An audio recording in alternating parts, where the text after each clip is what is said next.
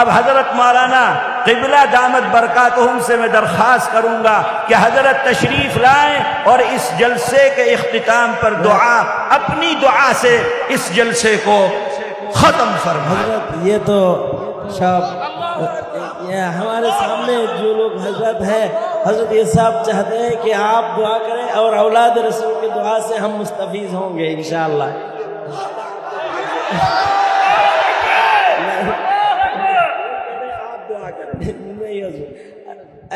भाईजान हजरत मुसाफिर एक number, 2 number औलाद रसूल।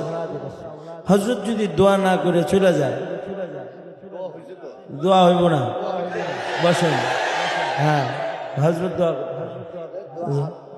नहीं नहीं हजरत हजरत आप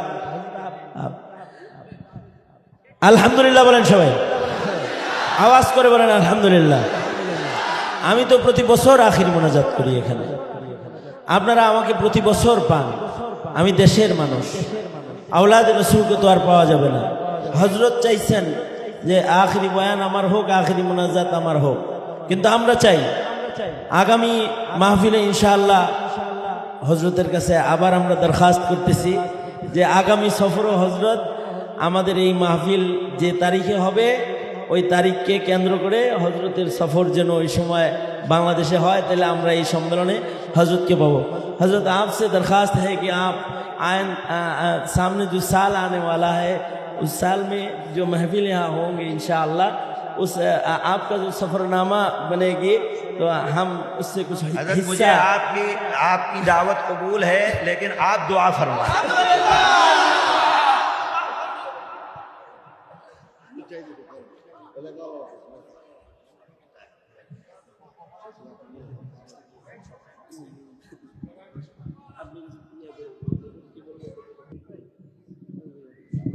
हाँ चलो